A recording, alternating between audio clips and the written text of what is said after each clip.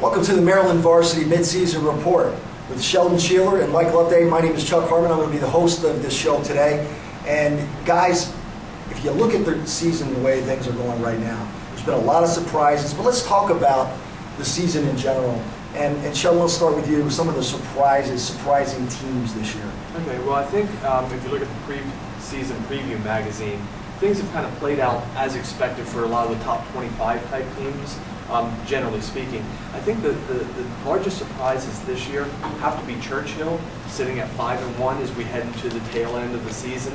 Their only losses to #1 ranked Quince Orchard this year. People had indicated Churchill could be a playoff team this year, but I'm surprised that they're sitting up at the top. Right now, they're at the solid #3 spot in that region, and it looks like they're pretty secure in a playoff bid. And I think the next biggest surprise has to be Century High School. Yes. And at the time of this taping, they are actually the #1 seed if the playoffs were to start today. Overall, not only in the region, but in Class 2A. Wow. And so Century has already set a school record for wins in the season. We're only 6 games into the season. They're looking like a solid team to at least make the playoffs. I don't know if they can really get out of that region with a talented Parksburg team, but I'd put those two schools as probably our biggest surprises of the year. Now, speaking of Century, they're 6-0. Is there any team on their schedule coming up, week 7, 8, and 9, and 10, that could maybe trip them up? Oh, absolutely, because they still have to go ahead and play Westminster, the local team that's sitting at 5-1 right now, and that will be the big benchmark game for where they are, not only in the county but also in the state, given Westminster's victory over Urbana and Westminster's subsequent loss to Linganore. It'll give us a point of reference on where Century really is in the big scheme of things. But right now, you can't argue with 6-0. So Sheldon feels as though Churchill and Century are the two biggest surprises in the state of Maryland. And let's go over to Mike Loveday. Mike, who are some of the players this year that have been the big surprises that maybe you didn't see here in this magazine, High School Sports Magazine, when it came out 3 or 4 months ago? What are your opinions on that? There have been a couple kids that I've really seen that have really, kind of taken off that weren't on the dream team. I think, a kid down at Arundel, Billy Koch, came in maybe one of the most pressure-packed positions, considering Nick Elko, set a state record, what Arundel did last year. He was coming in, an unproven prospect. Comes in through the first 6 games, he has over 22 touchdowns, 1,400 yards throwing, and Arundel's only loss is to Old Mill so far this year, and that team keeps getting better as the year goes on. He's finding receivers. R.J. Harris is another kid who's having a phenomenal senior season, because of Koch in that offense, along with Lemon, who's kind of taken that Brandon Johnson-Farrell role. Staying with the quarterback position, Zach Splain from Sherwood. He was a kid not a lot of people talked about. I don't think anybody was talking about over the summer. When I saw him at the quarterback factory, Chris Boscia told me that he was going to have a good year. He has thrown at least 4 touchdowns in at least 3 games this year. The other 2 games he's thrown 3 touchdowns. He has over 18 touchdowns and over 1,200 yards passing. So he's another kid. Obviously Sherwood's dominating 4A so far this year, except for the Springbrook game. A couple other guys, Troy Jones with St. Paul's. He was a kid. This is his first year playing quarterback. He never played quarterback before. He's got over 1,300 yards passing, 17 total touchdowns, 10 passing, 7 rushing. And I think David Amala from Gilman. Obviously Gilman's big win over DeMatha. He had 206 yards. Anytime you rush for 200 yards over a DeMatha team, it's going to put you on the map. Last week against Poly, he rushed for another 140. So those are a lot of the guys that names that people weren't talking about for as far as players to watch beginning this year, and I think have kind of proven that they're worth getting into the name. So guys, you guys are in the need-to-know type of a category. You guys see more games, and Sheldon, you're the statistician, and Mike, you're at God only knows how many games you go to a year, and you've heard things, you've seen things. Let's break it down right now. We'll go from the 1A all the way up to the 4A, and I know a lot of you fans are concerned and wondering where their team is going to end up in the playoffs. Let's talk about 1A. The consensus favorite here, if you listen to all the media reports, listen to coaches, the players, would be Dunbar and Baltimore.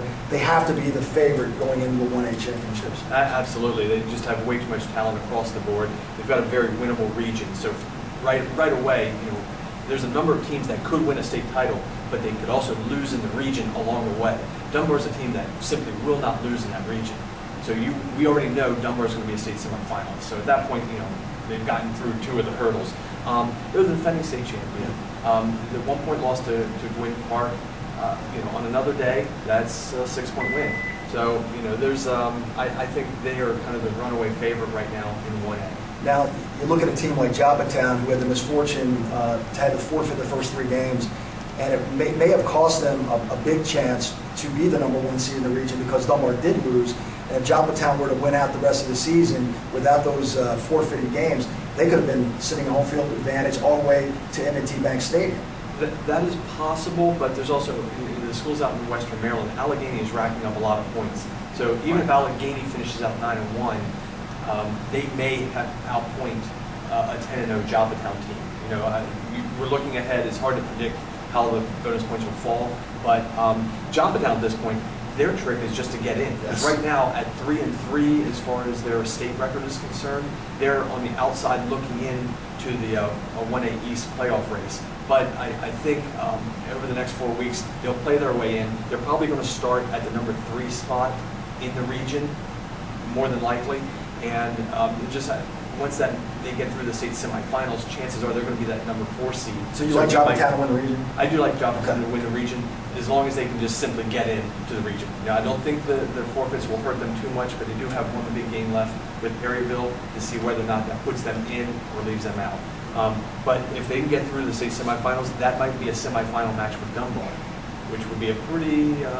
That's been a good matchup in the past 3 times they've met. And it's not like they haven't faced each other before in the state championship. Sheldon, you and I did the game on radio. It was one of the best state championship games that we've had in a long, long time. So it's something to look for. So I guess the consensus here is that Dunbar should win best opportunity to win the state. Yeah, I think the best opportunity, but I definitely think Allegheny is worth. They're beating Mount St. Joseph, the MIAA conference school, is definitely worth noting. They were in the championship game last year. They have a lot of those guys returning. They're missing a few key positions from last year, but Himes is coming back from injury. They got Hook and Wharton both back this year, and we'll kind of get a good matchup because Loyola is going to play Mount St. Joe's, and Loyola played Edmonton. Edmonton will play Dunbar, so you'll have like a common opponent to match those two up. Who could possibly be another championship game. Now, as we look at the 2A region, this region is very, very competitive.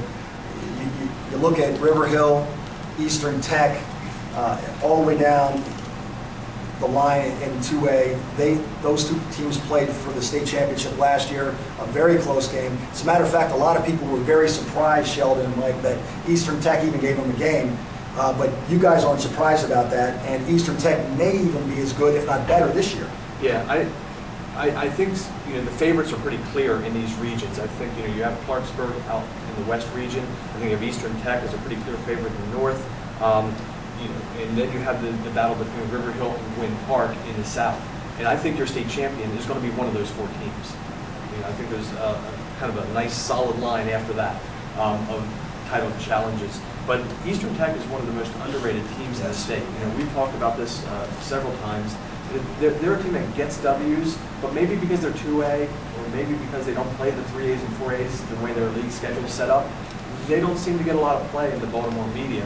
But it's a team that obviously last year threw a scare into River Hill, and they could be very much in this thick of things again this year. Well, Eastern Tech for years and years has been living in the shadow of Hereford with their playoff history and the state championships and going back, but they don't play each other anymore. Right. So, Hereford moved up to 3A. Eastern Tech is just blowing teams away.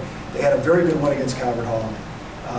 You look at the MIAA conference. Calvert Hall is not a powerhouse, but they're still a solid team, and you do get a lot of points by beating a Calvert Hall. Yeah, it comes across as a 4A win for them, for starters.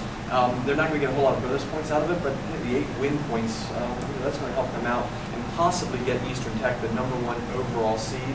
But I think when push comes to shove, River Hill and Gwynn Park will probably have enough bonus points at the end of the year to be the #1 seed, depending on which one of those 2 teams can get through and make it to the state semifinals. Big game this week in 2A, though. Gwynn Park goes to Urbana, and I can tell you from personal experience, it's no fun going to Urbana. Gwynn Park, can they go to Urbana this week and possibly beat them? I honestly think they can. I saw Urbana first week against Lackey. Very low scoring game, obviously first game of the year, probably getting some of those little first game jitters out of the way. But Gwynn Park has tons of speed. Nige Carmichael runs a 4.3 at the Charlotte Combine. They got guys like Brian Blue, Khalid Shepard, Raynard Randolph on defense. They have tons of speed. Urbana is a solid team, and like we talked about earlier, they run a very good scheme. I don't know if their scheme can keep up with the speed that they can run out on offense at Gwynn Park. So Gwynn Park is definitely going to be a challenge. As I said, going to Urbana is not an easy task, but see these kids from PG County, I think they're used to playing in tough games. They're used to playing games like this. So I can see definitely Gwynn Park coming out. Sheldon, that's up in your neck of the woods. What do you think of that game? I'm with Mike on this one. It's actually in both of our neck of the woods, since we both live in the same area. Gwynn Park's too much speed for Urbana. I don't know. I somehow think Urbana is going to pull that out at home. I just have a feeling. As we go to the 3A, now this is the 3A division is probably the most unsettled of all the divisions because nobody really knows who's going to come out of these divisions, especially you look at the 3A South. I mean, my goodness, you've got Huntington, you've got Lackey, you've got Chaptacon, you've got Westlake. Who wins that region? And you've got Friendly. Friendly's in that region. Yeah. Actually, there's two regions that are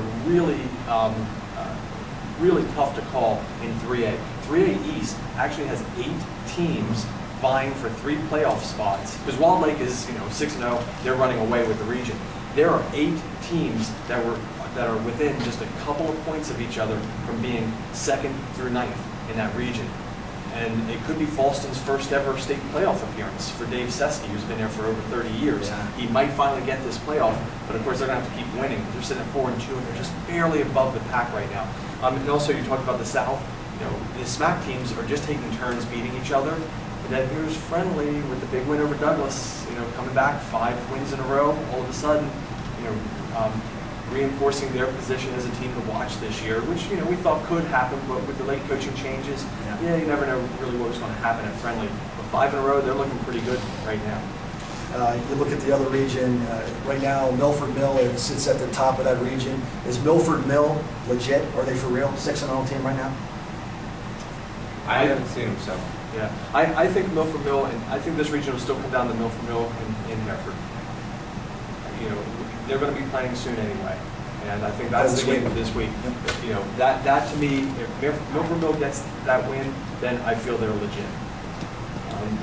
They've got some decent wins already, but nothing that really makes me stand up and say wow. But Milford Mill has to play Hereford. They have to play Franklin, and they finish the year at Perry Hall. Yeah. So their tough season starts this week, and getting out of that region, to me, that's the softest region in 3A. There's a team that you have to look for as well, Franklin. Yeah. Now, Franklin started off with a loss, an embarrassing loss at home. To me, it was the Raymond Cotton show that night. But Franklin came to Hereford, played Hereford very tough. The score was actually closer than the 28-14 win for Hereford. And then last week, they go to Perry Hall and upset Perry Hall 45-41, which quite frankly shocked everyone. Franklin, in my opinion, I think they're going to be the wild card in that because they can actually, they're ahead of Hereford with points right now. If they keep winning, I don't think Hereford can pass them in the points. Hereford would have to go to Franklin to play Franklin, right, unless Hereford beats Milford this week. So it could be a jumble right there. Look for Franklin as probably a wild card, a team that can maybe win that region that nobody thought they could do. Absolutely. Now, if we go down to 4A right now, you have the powerhouses. You have the Quince Orchards and the Shorewoods and out in one region. You have the Ligonor in the other region. You have, if you look down the list, you probably have Old Mill and Arundel with maybe a North County thrown in there a little bit. And in the other region, you have Eleanor Roosevelt, Flowers, and Suitland. Now, you were at the Suitland Flowers game. It was a 21-2 game. Wasn't the score not as indicative as the game should have been? Yeah, that game, it was Roosevelt at Suitland. It was 6-2 for the longest time, and it was kind of one of those, the last touchdown you can almost discount because it happened in the last 30 seconds. It was kind of one of those, they threw a deep pass in the last play of the game to kind of put that 21. Suitland's defense is as good as advertised. We know Nick Lynch, coach team, is always going to have a solid defense. They had most of the players coming back from that side of the ball, so we kind of knew their defense was already going to be good. The offense against Roosevelt struggled. They run the ball good in spots, but they just could not punch it over. The quarterback, Devontae Lindsay, transfer from Flowers, still seems like he's kind of, hasn't played, a Roosevelt team yet. They've been blowing teams out. He got his first real test against the Raiders. The Raiders, didn't play as well on offense as I thought they would have. You know, they got their AJ Bryson went out, played one first series, got injured on his touchdown that scored, which was enough to win the game ultimately. But he got injured, so they missed a little bit at that point. But you know, I definitely think Roosevelt's defense and Suitland's defense. I mean, the game could go either way in another meeting. You know, they've proven these two teams are pretty evenly matched every year. This year's no different. You know, if they're meeting in the playoffs. Now you mentioned Coach Lynch and Coach Tom Green, who last year took Surrattsville to the state semifinals, having that great running back, Dave Mencarini, who is now at Maryland, getting a lot of time at Maryland. Coach Green and Coach Lynch, oh, by the way, are going to be Coach Mencarini's assistants on the DC squad in the crab ball. We wish them the best of luck. But Sheldon, there may be another wild card in that. We're talking about Suitland and Eleanor Roosevelt, but how about Flowers? Yeah, I think Flowers is the team that's right now not getting a lot of play, and much like how the PG County has set up their schedule, a lot of the top teams don't meet until the second part of the season. Flowers right now sitting at 6-0. They still have yet to play Roosevelt. They still have yet to play Suitland. They'll see them the last couple of weeks of the season. And I think they're a team, just by comparison scores, might be able to pull off the 10-0. But like Mike says, I think the region champ's going to be one of these three teams, and it might not be the team that wins the regular season title. In fact, that has been the pattern. If you take that common opponent, which is Oxon Hill, who've been doing it with without their best player Brandon Felder, Flowers beat Oxon Hill more solidly than either of these other two teams. The losses to Suitland and Roosevelt were by I think maybe a total of 4 points. Flowers pretty much took care of that game. Let's talk about out west. You talk about Quince Orchard and Sherwood. You have two top 5 teams that are going to be playing this week. Who do you guys like in that game? I mean, does Sherwood have a chance to beat Quince Orchard in that game? I think an Al Thomas coach team always has a chance. They always have a chance. Al Thomas always has a chance to win the ball game. I just like Quince Orchard. They've got a lot of weapons. They can do it many different ways. Do it with their defense. Do it on the line play. If Quince Orchard can keep Zach Splain in check, I think they win the ball game. But this is a kid who's capable of throwing for 250, 300 yards and could make this a very interesting game against Quince Orchard secondary. Now, we talk in the other region, we talk about Linganore. Wow, did they put a statement on Westminster last week, 55-7, and Westminster the week before beat Urbana. And we're still shaking our heads over that one, how that happened. And no disrespect to Coach Brad Wilson and his team, but nobody saw that one coming at all. 55-7, is Linganore that good? I think they are. I mean, they've been doing it every game, with the exception of that TJ game, which was a close game, which you expect to be with the big rivalry. Linganore's averaging over 45 points a game. I mean, they've been doing it week in, week out. They were a young team. Everybody knew that coming into this year. So I think they're for real. Like Sheldon and I were talking before earlier today. That's the one team that if they don't come out of the region, we'd be surprised. Some of these other regions, if Quince Orchard didn't come out, it'd probably be Sherwood. If Suitland or Roosevelt doesn't come out as Flowers, you wouldn't be completely surprised by some of these teams. But if Linganore doesn't make it out, it'll be news. Well, I can tell you, Coach Connor's got to be happy as pie right now that they left the 3A, but that god-awful region that they had to play in for all those years. And now they're in the 4A, and look at the region they're playing in, that they pretty much, they got to be smiling as big as can be right now over in Linganore up in Frederick County. So guys, we talked about some of the players and some of the teams, and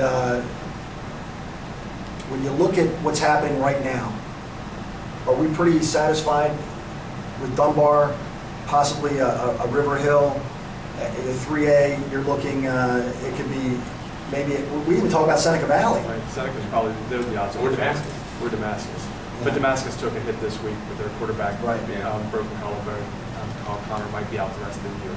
That's a big hit, especially when you have a sophomore quarterback now who you put in there. It's the middle of the year, and now is when the pressure starts hitting.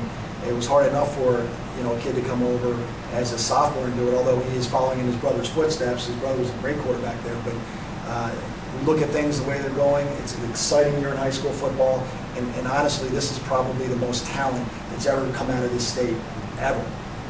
You look at the crab bowl rosters, the 90 kids. Right now, in my estimation, by the time that the crab bowl plays, you're going to have over 50 kids commit to a Division I or Division I AA scholarship offer, which is unbelievable for the state of Maryland.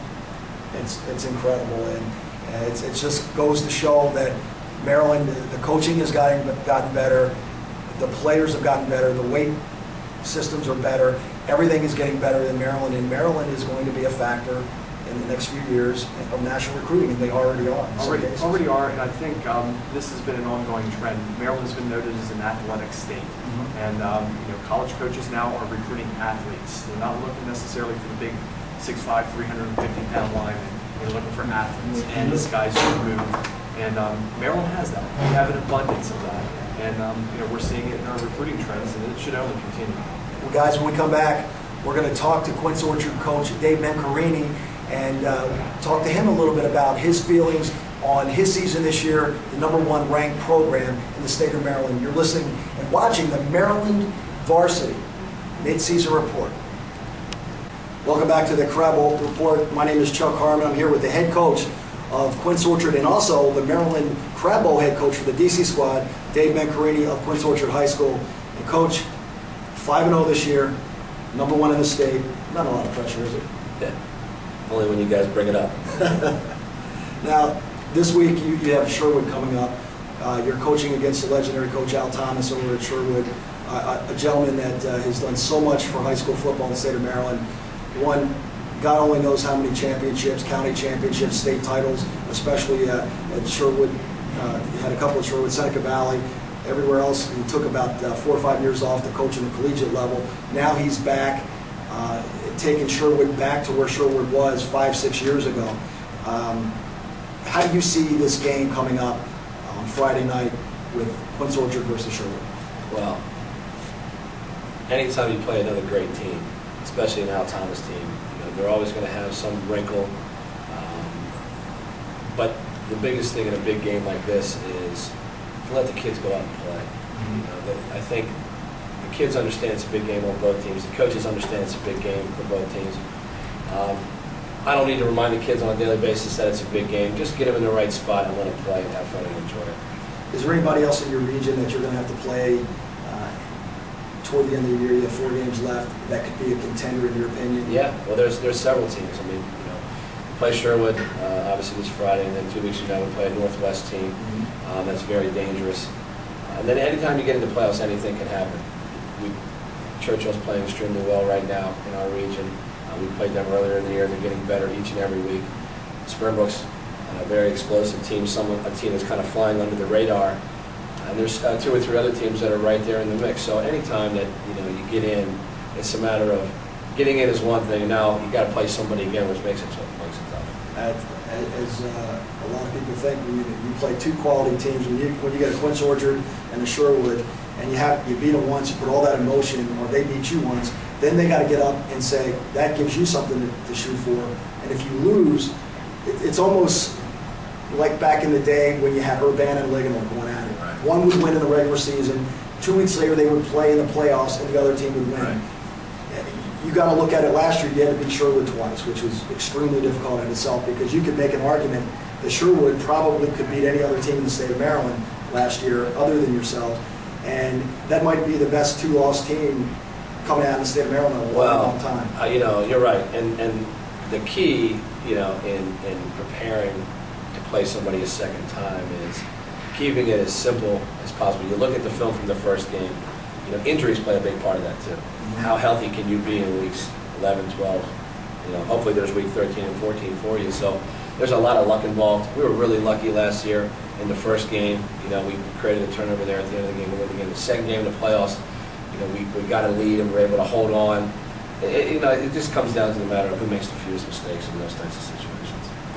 Coach Dave Mencarini of Quince Orchard High School, also the head coach for the Maryland Crab Bowls DC squad. You can see Coach and all the DC players at Towson University, December 20th at 1 p.m. Your tickets are on sale right now on Ticketmaster, or you can log on to www.marylandcrabbowl.com. For the Maryland Crab Bowl Report, my name is Chuck Harmon. Welcome back to the Maryland Varsity Midseason Review. Right now we're going to have the Crab Bowl Report, and with us, as we are down at Quince Orchard High School today, we're going to be talking to a couple of the players, the key players for Quince Orchard, and why they're the #1 team in the state of Maryland. Right now, what we have with us right now is Cody Magill, who is a defensive end and now a linebacker.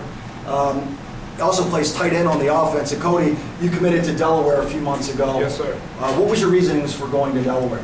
I took a visit up there, saw a game they played Westminster, and they looked really good. I liked the campus. I went up there with my mom. She loved the campus. I just felt like it was the right fit for me and my family. You know, it's funny, the Delaware football program for years and years was known for the Delaware wing T. I ran it in high school, coached it many years in high school. They don't run the wing T anymore, but they run more of a pro set / kind of a run and shoot / you don't even can't even describe their offense. It's so complex and intricate. So where were they looking at you? Are they going to look at you as a tight end, or are they going to look at you as a linebacker in college? I'm going to play tight end. That's what I've been spoken to by the coaches so far. I also felt that it was a good opportunity for me because in the game against Maryland, they had 3 tight ends in the field for 13 plays. Mm-hmm. And going in, I would be the 3rd or 4th tight end, so I think I would have an opportunity to play my freshman year, and that would be a big opportunity for me. Now, in the 4A, there's so many good football programs, and especially here in Montgomery County. And now this week, you guys are going to play Sherwood. 2 undefeated teams, always play each other. You're probably going to have to face them again in the playoffs when we get there. How do you feel going into the Sherwood game this week? I mean, Sherwood's a great team. Al Thomas is a great coach. Obviously, he's proven that throughout these years. So I mean, we're jacked up to play them. It's 2 of the best teams. It's the show. Everyone's going to be there to see it. Big crowd. They look great on film. It's going to be a good game. It's definitely going to come down to the wire. Now, the season so far with Quince Orchard, how have you been doing personally with getting the football and defensively? How do you feel you've played so far this year? I've taken a bigger role on the offensive side of the ball this year. I just had 3 catches last Friday against Whitman. Compared to last season, I had like 6 or 7. So I'm starting to, I think I have 7 this year already. So I've taken on a bigger role offensively, which is taken away from, I had a bigger role last year playing defense. This year, more offensive side of the ball, and then when they need me on defense, I can play. Cody Magill, another player on the Maryland Crab Bowl, will be playing for the DC All-Stars on Saturday, December 20th at Towson University. Tickets are still on sale. When we come back, we're going to talk to his teammate, defensive end Jason Ankrah, as you're listening and watching the Maryland Varsity Midseason Report. Welcome back to the Maryland Varsity Midseason Report, and again, we're featuring Crab Bowl players, and with us right now we have Quince Orchard defensive end Jason Ankrah. Jason, you're one of the most highly recruited athletes in the Washington, D.C. area. You played for the #1 team in the Washington, D.C. area and in the state of Maryland. Could you ever believe growing up that this would be happening to you? No, I mean, I came into high school planning to play basketball, not even football. But my cousin got me into it. It was fun hitting and all that type of stuff, and obviously it got me to this point. Now, you got a big game. We talked to your teammate, Cody, a few minutes ago, and we talked about this big game with Sherwood. What are your feelings the week of the Sherwood game? Just pumped up. I mean, we played a couple of big games already. We put those people out, and this week is always a rivalry. They talk a lot. We're just going to keep quiet and come out Friday and hit them in the mouth, and hopefully they'll have nothing else to say. Now, this year you're playing almost exclusively on the defensive side of the ball. How do you feel your season has gone so far for you personally? Every week I try to improve. I started off the first week not so good, and then every week I just try and get better and better, trying to win the game. Everybody wants to know, where's Jason Ankrah going to go to college next year? Now, I understand that you're very high on Penn State. You like Maryland. Is there any other schools in the picture right now besides those 2? Michigan and Clemson and Virginia Tech. Now, Clemson has just had a coaching change here recently. Would that, by any means, affect your decision on that? Yeah, sort of, because he's the one who recruited me. He's the one who recruited me and chose to give me the offer. So whoever else comes in, I don't know what they want to do. So you have a timetable when you're going to make your decision? After I take my 5 officials, I'm going to sit down with my parents and see which one will do the best for me. Well, best of luck to you the rest of the season. Best of luck with you, especially this week. And we're going to be following your progress throughout up until the Crab Bowl game on December 20th. And we appreciate you being in the game. You're going to play for your head coach, Dave Mencarini. Well, that was the Crab Bowl report for the midseason report here on Maryland Varsity. Along with Jason Ankrah, I'm Chuck Harmon. We'll be back with more after this. Welcome back to the Maryland Varsity Midseason Report with Sheldon, Shealer, and Mike Loveday. My name is Chuck Harmon. And guys, to close out the final segment here of the Midseason Report, everybody wants to know that it's been the closest balloting out there for the Maryland top 20 between Quince Orchard and Good Counsel. Quince Orchard the past week was 3 points more than the number 2 school, or Good Counsel, after that great performance on ESPN against DeMatha. Let's put the cards on the table, gentlemen. If they were to play tomorrow on a neutral site, who would win the football game? Sheldon, first year. Good Counsel. Too many weapons all over the field. However, I'm voting Quince Orchard number 1 still. How's that for logic? But why? Okay. Well, for me, Quince Orchard, they still have a rough road ahead of them.